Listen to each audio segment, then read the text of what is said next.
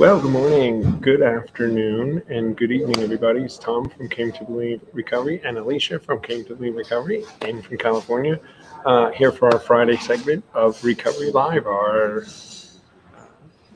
Friday noontime stream where we talk everything addiction and everything recovery, actually, right? Everything recovery. You might notice, guys, that we're coming to you from looks like some sort of a public place today. And they're doing construction around us. That's right. Well, we're coming to you from a hotel in Basking Ridge, New Jersey, actually, where the team has assembled to begin our mission out to the South Bronx this afternoon, where we're going to be presenting the program of the founders to a rescue shelter in the South Bronx this weekend. So we assembled the team here, and we had some training, and we had some team building yesterday, and we spent a whole day kind of getting ready for this. You ready? I'm ready. This is your first time on the East Coast in this area anyway, right? Yes. Never been to New York, never been to the Bronx or New Jersey. Alicia and I, really, this is Alicia's been on the traveling team now for about a year, where we've been going and teaching steps. And she was with us at City Teams, which was the other rescue mission that we did. And so we're the veterans. Alicia and I are doing this kind of a thing. But this is a little different. It's a little different. Yeah. So,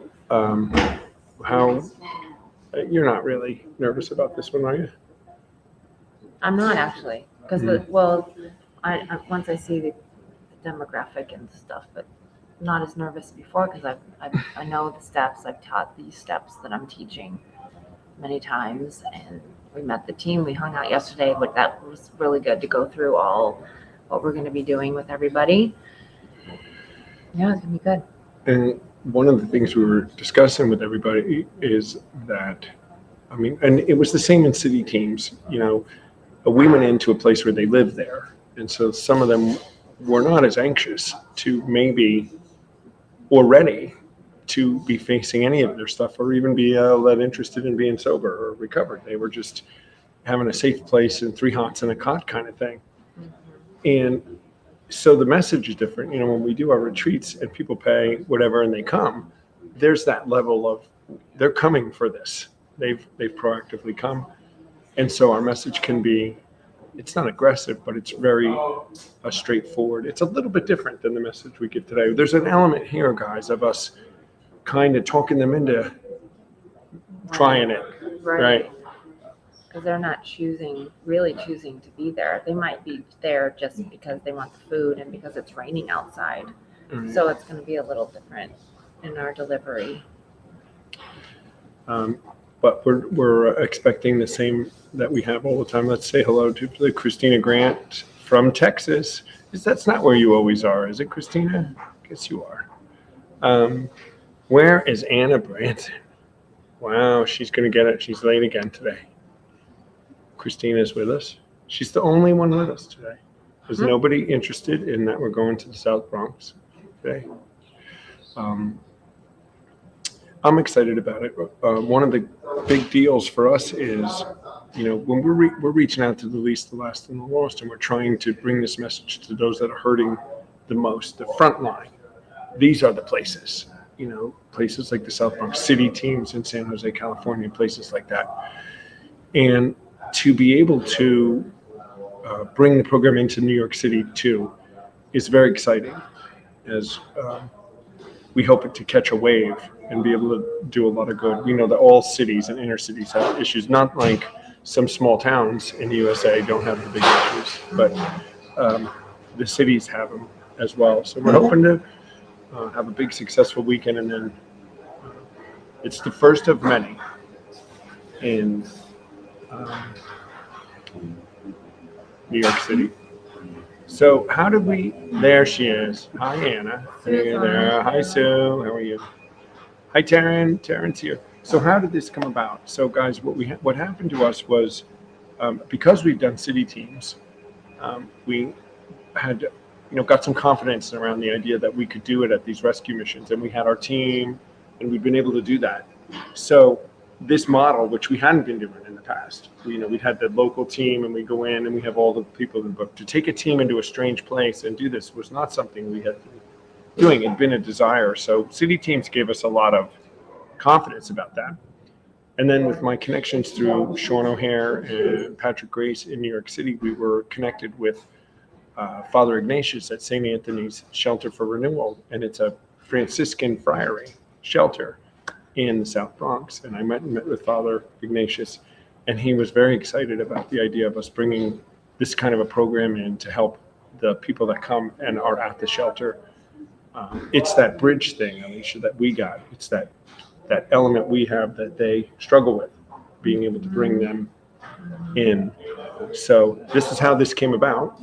And so we've been planning it for a few weeks, and we are headed out there today to do this. And we're all staying there at the shelter today. So I'm sure they're all excited about that.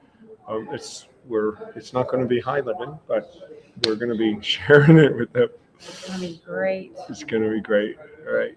So one of the very exciting things is we have brought a team in around, and one of our exciting elements to this is that we're going to teach it in Spanish as part of it. Not us. Because we Someone found else that you're going to meet in a second. we found that Father Ignatius told me that one of the problems we were going to have is that there are Spanish-only people at the shelter. I mean, they don't speak a word of English.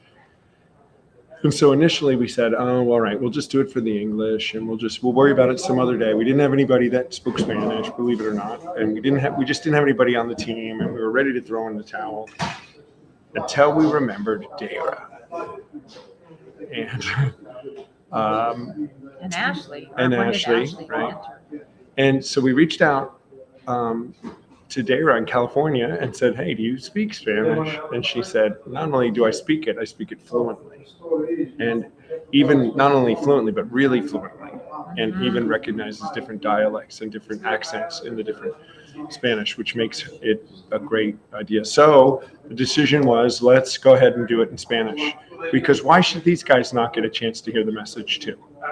So we put about translating the legacy guide and everything. So with all that, why don't you guys, we'll let Dara come in. You guys can all meet Dara, who has flown from California to help us do the retreat in Spanish. There's Dara. So say hello in Spanish. This is Hola, ¿cómo están? ¿Cómo están todos? So this is Dara. Now we met Dara. I met Dara. Actually, she was on the virtual retreat a year or so, during 2020 is where she met us. So this is another story for those of you watching us, of a success story that came from just the virtual retreat, because Dara's contact with us was only from the virtual retreat. And you and Dara you live in Culver City, California. Culver City. Which to all of us on the East Coast, that's Los Angeles, right? And then when I was in Loma Mar last year, I ran into Dara, who showed up in person, and we began talking, and she's gotten lit on fire with Came to Believe, and then she went back, and then she came back and joined Alicia. No, it wasn't joining you, but it joined the team in Loma Mar to run the second retreat, and actually was part of our leadership team and ran. And that was a good experience, right? Yeah, this message changed my life.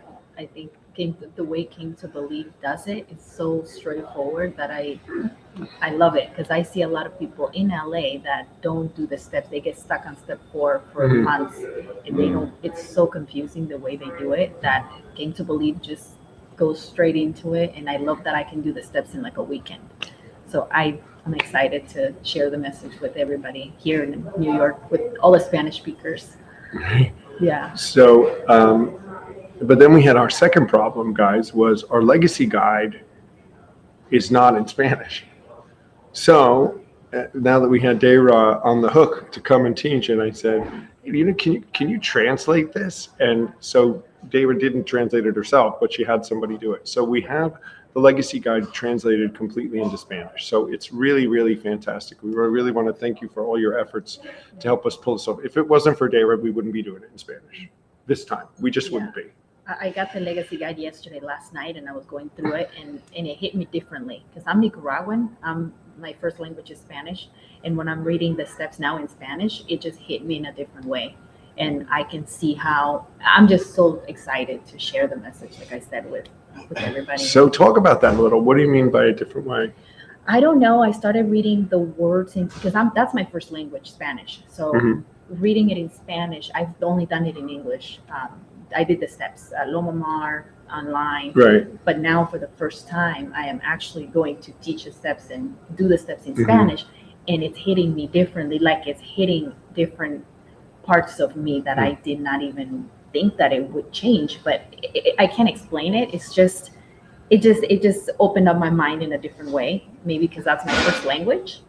So it brought memories back when I was a young kid, and like just the way I'm going, demographic.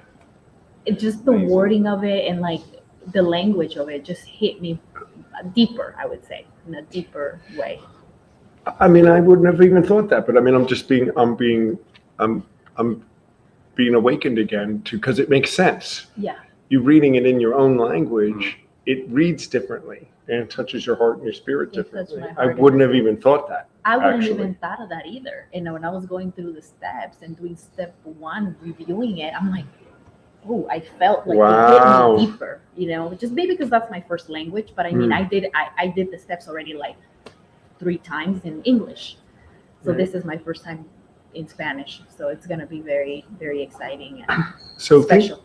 So now that I'm thinking about that, I mean, some of the guys, and there's bilingual people that'll tune in. We don't know how many are going to go to the Spanish presentation of the steps and how many are going to come to the English speaking of steps. But it makes sense now that some of the ones that maybe Spanish is their first language, but they speak English, that if they came, they would be touched differently by hearing it in Spanish. Maybe we even sell it that way today. We didn't think about that.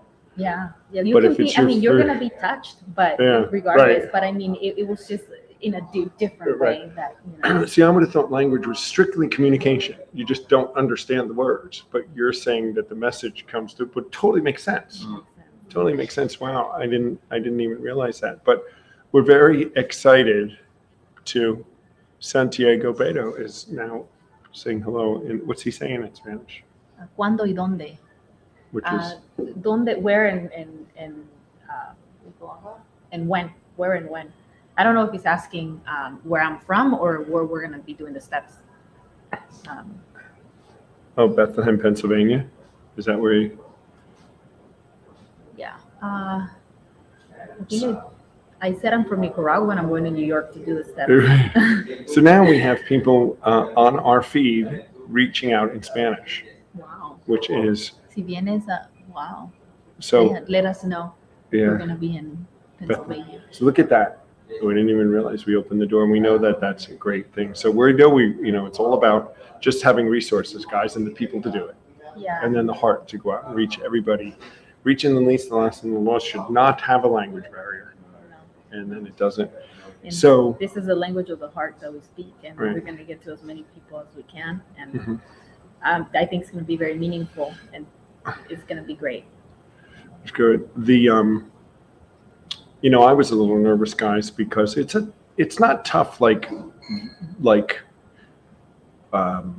it's just tough in the level that these guys are really right on the edge. They're literally one step off being on the street, and they were that way at City Team, but it seemed differently. The demographic is different here in California. So I'm bringing these guys in from around the country, and Dara hasn't done one in a place like this, but she's pretty tough. I think she's going to be just fun. I'm Actually, I feel sorry for them if they mess with her at all. Watched her do push-ups this They will morning, guys. behave. She was keeping up with Alicia and I with the push-ups this morning. That was So, fun, by the way. Team bonding. And she'll have a partner. Ashley Wilson is coming to a gentleman to help speak Spanish. So they have a tough road, guys, rather than the rest of the team. And you're going to meet some of the other, one other member of our team that's here with us here in a minute. We just want to say something that's going to change somebody's life. Yeah. It's going to, put them over the edge, right? Yeah. We want to help them out. And we know we'll hear the same. You'll hear the same thing too, probably that we always hear is, why didn't anybody ever tell me this? And we hope to maybe, so exciting to hear the report, because what we're going to do, guys, we're going to separate the rooms And Dara and Ashley will go with all the Spanish speakers to another room to teach it completely. We thought about translating, but it would be really onerous to translate hours and hours of doing it. So we're not going to do that way. Dara and I did a little bantering yesterday because we have to translate for the welcome part, but it's going to go over just right. So we'll separate, and then they'll go up and teach the steps, but it's just the two of them. They have a much more work than we do. We're all doing 2 or 3 steps. They're doing 6 each. 6, yeah, So, over the weekend. But 2 tonight, and then we do 2 on Sunday. 3 Or on Sunday. 3 on Sunday, yeah. And 7 tomorrow. So, and and then we'll be downstairs doing it in the bigger room where we'll have. But we still don't know the ratio of who is going to come that wants to be Spanish and wants to be English. But it's very exciting, and we're just so glad that you came, Dara, and we're ready to go, right? I'm on fire for Came to Believe. Mm-hmm. I've been on fire. And she really prepared. We were practicing yesterday, and she is ready to do it. Kind of fast-tracked to teach steps, though, because Dara had typically people that come and teach the steps have had more time with us and spend just because it take to get feeling confident and comfortable. But she dove right in, and the material, and you believe it, and it's in your heart. Yeah, Time only means time. And I've done 3 retreats this Yeah, year. that's right. So I've been very connected with the team, and I love the message, and I see the need for it. And even like I said, in LA, people they get stuck in the steps. 4th step, they don't go past that. So doing the steps quickly, getting somebody quickly through those steps can save somebody's life. Save someone's life. I think we had Alicia teaching after 1 retreat, right? So this is our mission, though. We're trying to fast track. We're not fast tracking. We're trying to get a bunch of us servants, as we were out there, that get lit on fire, like Dara, who says we need to get this out more. So many people are suffering out there, guys, and so many people are hearing different things. And we know that at least we want our message to be available as one of the tools that people could have when they think about addressing their recovery. We'd love them to at least have the option to say, hey, there's this program that worked really well back in the 30s, and it's working really well right now. It's the program that started this whole thing off. There's original 12 steps done quickly. And quickly, we mean a weekend. They will be working their 10, 11, and 12 when they leave on Sunday. They can be recovered. They can be recovered. And, I think one of the powerful things on the English side is the revival of the Tom and Viv show. Right. That has been so well received over the virtual retreats. But doing this in person, the Tom and Viv show is what's, yeah. Viv and Tom. Oh, It's- Viv and Tom. No, and it's not, there's a debate, but everyone's wrong, but I'm doing it. Dale Barker's flying in today. We didn't think he was going to make it with the hurricane down in Florida, but of course the first flight out of Orlando is the one he's going to be on.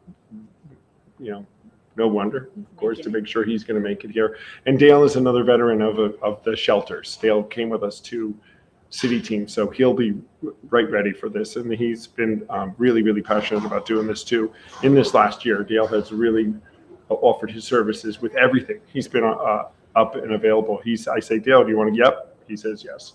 He's committed. He's committed. Yeah, and he's been at this for years and years and years. So, And I wanted to say that step 12 says we have to share the message. So we're living in that, it's our duty now. Now that it's been given to me, I have to share it with other people. So that's right. that's why I'm here. That's what we're doing. Well, thanks very much, Dara. And we are going to be heading out in a little while, but I'm going to bring on Viv. And Thank you. Thank you for having me. The second part of the Tom and Viv show. Viv and Tom show, as everybody knows. We'll have this debate. Will we get anything more done on Recovery Live now? Unlikely. Anyway, I met Viv 8 years ago now at a retreat over in the UK.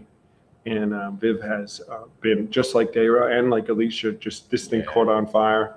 See, that's Cassera. They're against me. Yeah.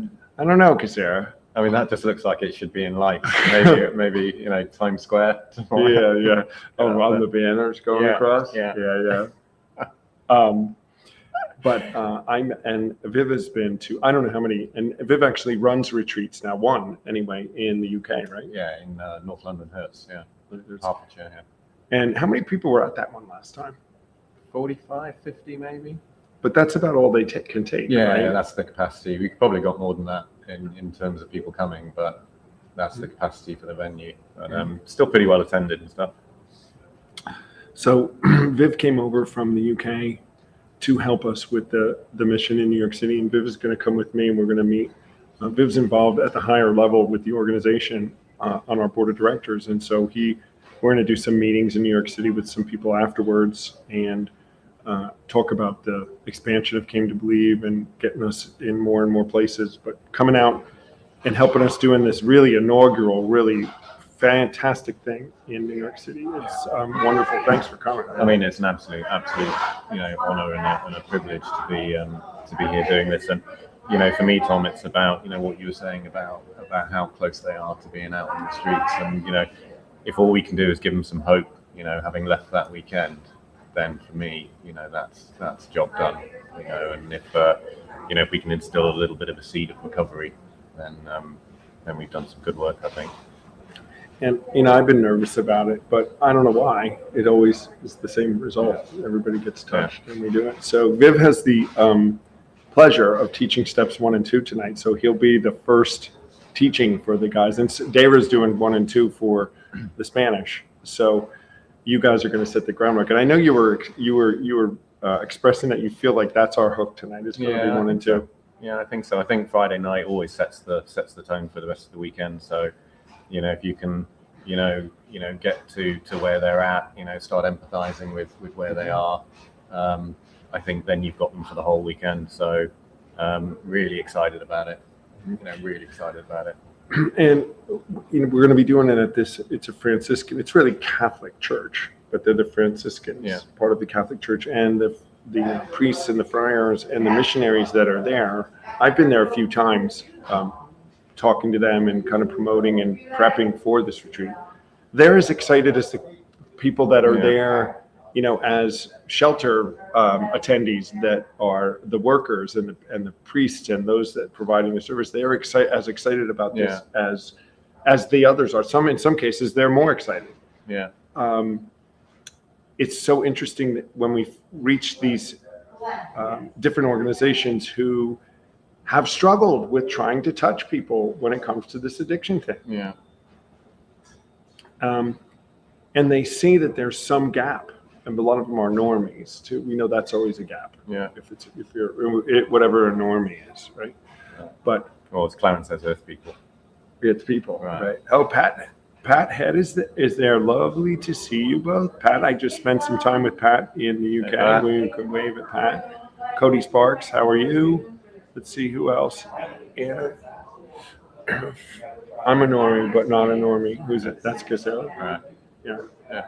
And she's got an issue with this whole Viv and Tom show thing she put up. No, I don't think so. Yeah, you don't think so? Well, that's kind of true because I'm kind of her boss, but you're kind of my boss. So she's thinking ahead, Right. because you're on the board. Yeah. All right, Sarah. It's preservation. Yeah. Anyway. So what are you looking forward to? Do you have any anxieties about this week? Do you have any apprehension today as we get ready to go do this? Well, I think you're always a bit excited, when you're going on and performing and going up and sharing your experience and opening your heart and, talking about the language of the heart. There's always a little bit of apprehension, but I think that's good, right? That's what keeps it real. I think that's how you start touching people. That's where you get that human connection. But I've done it enough times to know that it'll always be all right. Mm-hmm. It will be what it will be. We're out there doing the right thing, and I think we're going to be touching lives. That's the mission. And I think it's just amazing. I think what we will do, Tom, when we look back on, this weekend, for the first time ever, we're teaching it in Spanish. You've got a Spanish legacy guide. In terms of Came to Believe's evolution, I mean, that is just groundbreaking. It really, really is. Touching, people that in a completely different language. I mean, it's just amazing. This Marlene says she remembers when she heard you do step one at the virtual retreat. She never forget it. She really identified it. Found it hard to identify with all the happy, smiling people. Because I guess I was one of the happy, smiling people, Yeah. Marlene. I guess. But that's a really interesting comment, though, Marlene, because sometimes we show up at these retreats, and when you're hurting, these happy, huggy people, I say, can take you aback. Right. And so you are not the overtly happy, huggy person. You're happy, but not a huggy person. Right. So that's funny. But we all have that message, and that's why we have the team coming and doing the different, because everybody has a different own. But you are really good at steps 1 and 2. His story is unbelievable, and it's a low bottom. Yeah. So you came in from a very low bottom. And that's the kind of story that really resonates in this population that we're going to. Yeah. Just completely broken. So how close were you to being maybe in a shelter yourself? So the last 3 months of my drinking, I was homeless. were. The fact that I had, a number of people that I could go and stay and sleep on their floors and in their bathtubs, outstaying my welcome with one, stealing their alcohol, getting kicked out, moving on to another. I mean, paper thin away from being out on the, out on the street. That's it. And that's why I say, there, but for the grace of God go I, Tom. We were, I was lucky. I was lucky to have avoided it. And then the next step for us is maybe death. Right. Right. So it makes it even more. I don't know. I feel even more passion towards what we got to do this weekend, and I just feel like we got to do this right. Yeah. We just got to hopefully touch these guys and get a couple of them, because it's life or death, right? Yeah. It's life or death. All of us that are here is we're on a life and death errand, and we all were close to death or doing things that we should have been dead. Yeah. Right. How many times, right?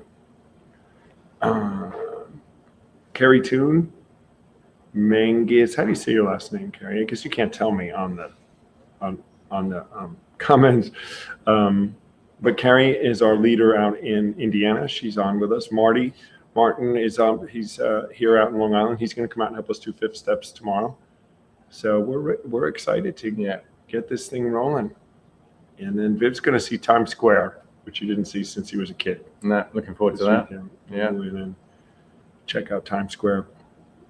We have somebody coming. What's exciting is we have a gentleman who writes for the New York Post who expressed interest in coming to see what we're doing, and is going to come on Sunday to see us do the Came to Believe part and see what we're doing and write a story about us. And very excited about that, because this idea of getting our awareness, what we're told in New York City is nobody knows who we are. So my people that I've been working with, they say it'd be easier for us to sell you guys, and they don't mean sell us, but easier for us to spread the word if anybody knew who you were. Yeah, to promote. Right. Yeah. So we're starting this ground level. We don't know who you are. So the one thing we're doing is doing an event in New York City. So they say not only this is who they are and they're here. Yeah. Right. But our greater impact, because we have this phenomenal impact around the world. Right. Right. And getting some people in this area excited is going to be a big deal. So these kind of things we want, even though some of the world of recovery would be frown upon this kind of publicity. Right. Well, I mean, I don't know. Even in AA, it was the article that that came out right in the very, very beginning that just massively got this wave of enthusiasm about Alcoholics Anonymous. So it's not as though it hasn't been done before, right? Right. And we're not going to sacrifice anybody else's anonymity. Right. We're right. It just Clarence said it's not a program of retraction, it's a program of promotion. Right. And get out there and sell it. I was talking to Steve Foreman, who's one of our founding members, and Sue, when we've been doing all this stuff, guys, and I get nervous because we'll get some people that'll say, and you can't be doing this promotional stuff and making money. And of course, we're not making any money. which they don't understand. We're just trying to get enough to cover expenses to spread the message, the word. And AA, believe it or not, has a lot of money. Right. Don't understand. They have a lot of money. But I said to Steve one day, I said, so Steve, let's just clear this all away. And would Clarence be okay with everything that we're doing? I mean, is this like this legitimacy of one of the founders? And he was one of the guys that was in with Dr. Bob and Bill Wilson and in all these discussions back then about really what they thought about this. And he said, absolutely, he would have been okay with this. So we have our marching orders. Yeah. We're going to do it. Yeah, we're going to go do Let's it. do it. And we're going to head out to the South Bronx, get there somehow this afternoon. Quite an awakening for these guys who've never been to this area of the country. But it's warm to my heart because we know that 5 blocks away from where we are is Some sort of baseball stadium. Yankee Stadium. Yankee Stadium. Yes. And if we're lucky, the GPS will take us right by Yankee Stadium. It did last time I went. We went up and being that we're going to Newark Airport, I think it's going to take us up the West Side Highway, up the FDR Drive, and we'll go right by Yankee Stadium to go here. So no games to go to today, and we're not all that happy with the Yankees right now because of them getting swept by the Astros. But in the end, we're fans. Yeah, it's always next year. So, all right. So we're on our way, guys, and I think you got anything else you want to add? No. Before we get ready to hit Let's the do road. it. All right, Elise, you want to come back on for a minute? Let's do it. All right, brother. See you guys. Yeah.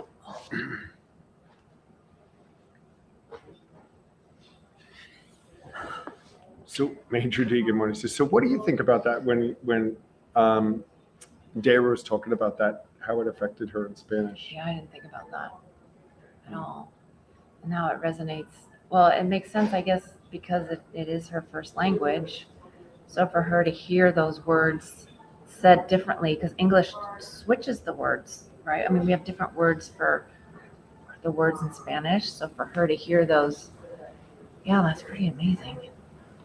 Yeah, that wouldn't have even thought at all that would be the case. So now I'm even more excited about what we're about to do this afternoon. I don't know what's the next language we're going to do. what other French? language did you speak, Dara? You speak Italian. Oh, I it's was going to not- say Italian next. Yeah. We might find people, if you have any other language, Okay. we need you. We want to be available to all. You know? Chinese. When we were going to go to Greece for the shelter that had reached out to us through a contact about and heard our message and said, can we come and But they teach didn't their know leaders? English, right? Well, what they were going to do is that all of their leaders in their shelter spoke English. So it got down to what we were going to do is that otherwise they were going to have 3 different translators because there's 3 different languages that were in the shelter. Greek, then they were like Armenian or Granian, was those Eastern languages. Eastern languages? Yeah. So we said it's hard enough to translate just one language. What we would do was train their leaders who all spoke English, and then they could do it. You know, kind of the model that we wanted. That's how we spread. Teach a man to fish. He eats, right? Don't give him Other a than fish. just giving them fish. So we were going to go there, and then that would have been a bunch of different languages. But that's how we're going to spread, I think. You know, we got to get people like Dara and others that speak it, get it lit on fire, and then have a passion to be able to take it back with them. I mean, she has a tough road this time because it's just her and Ashley doing this whole thing, but she's going to be supported. We'll all be around there. Next time there'll be 3 or 4 Spanish, and they'll be able to do it easier. But yeah, what's next for us, right? It's going to be good. Now, Marlene says the Netherlands. The Netherlands, it's Dutch, right, Marlene? They speak Dutch. I have a friend who speaks Dutch, but she's a normie. Yeah. Wouldn't be the same, I don't think. Carrie, too. Me too. See, I don't know what they're saying. Me too. Sign language. Fluency. Well, there's. I didn't think about that. What about the people that hearing impaired? And we'll probably have to record it for those that can't see. what wonderful things, guys, that we have potentially on our plate with Came to Believe Recovery when it's about resources. Some of you may have received some emails this week. We sent a bunch. There's an annual campaign going out. We should talk about that a minute. I know Casera's in the background saying, yes, talk about that a little. So we have an annual campaign and a holiday campaign, and we're trying to just raise enough funds to be able to do more of this, guys. So just so you know, we're going to this shelter was all from donated funding that somebody gave us. It would not have happened otherwise. Because to bring the team in and to be able to have people come and do this, it's free to them, but it's not free to do. And so the funding that we need to be able to go and reach these places and bring the resources and get the legacy guide translated and all of the stuff that we have to do, we'd love for your support, guys. Just a little bit, even $10, anything to help us to be able to reach more and more communities. So you'll see those emails coming out. We just encourage you to think back to, especially if you've been through a Came to Believe retreat and it's changed your life, you know what they can do if we can just reach more people. And it's about being able to just have the infrastructure to do it.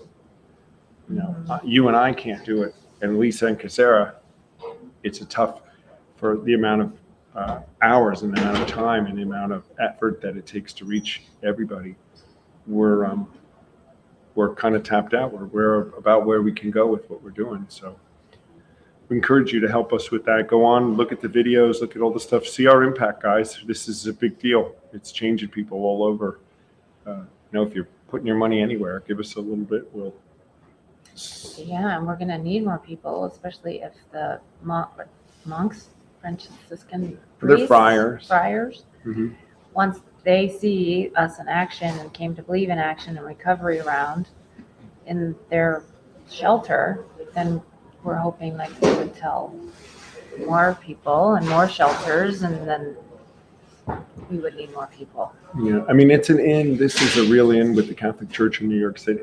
This is our first in, and if or what I should say, when we're successful with this this weekend, the word will spread through the diocese, all through the city, and we're sure that the next one they'll be open up to many, many more people, and we'll be running them all over the city, trying to help and have some sort of a permanent presence in New York City. And the Catholic Church they're doing their part here because they're letting us stay for free and they're feeding us for free. So the friar, the mission is doing their part, and Father Ignatius has been just fabulous in doing whatever he can to make it easy for us to come. But you're right. We get bigger, it'll take more people for us to just be able to facilitate. You know, we'll need a team that's here all the time. These are great things. And then a team in LA and a team in San Francisco, and a team in Florida, and all these other places that we have. And we see it as a movement, don't you? Mm-hmm. It's something I think I liken it to us picking up where they left off-ish in the late 30s when things started to maybe take some divergence and picking back up this momentum that they had, where we do experience in the 90% recovery, and not just recovery, but recovery, not just sober, but recovered, and watch people's lives change. And that's one of my things this weekend is, and we're talking about this, is that giving these people hope. That's going to be a huge thing. These that are far from some of the benefits and some of the excessive and some of the opportunities that a lot of us have, a lot of people, they probably won't have, even when they come through recovered. But some hope that things can be better and that things can work out. And then anything we can do to help to unleash resources and trainings and departments and things in New York City and through the churches and other organizations to just help these people take that next step of job training or regular education or medical care, good medical care, or English classes. I was talking to one of the guys when I was there 2 weeks ago, somebody that only spoke Spanish. I had somebody translating to me, and I said to him, how hard is it for you to be successful here or to take advantage of opportunities only speaking Spanish? And he just was like, there's very little I can do. And it's very limited to what you can do and your accomplishments when you only speak Spanish. And I said, what if you were not here and things were different, wouldn't you want to, do you think learning English would be a big deal? But he said, I don't know how to do it. He doesn't have the opportunity to go to a school and learn English. So here he is. And my hope is that they get some hope and we get behind the scenes, and he becoming recovered, he takes the initiative to go and figure out how to learn how to speak English. And that unlocks a bunch of opportunities here in the United States, just like anywhere you would be. I mean, if I was in Spain, I'd need to figure out how to speak Spanish if I wanted to be successful, most likely, or Italy or Russia or any other place. No, I'm not going to Russia. But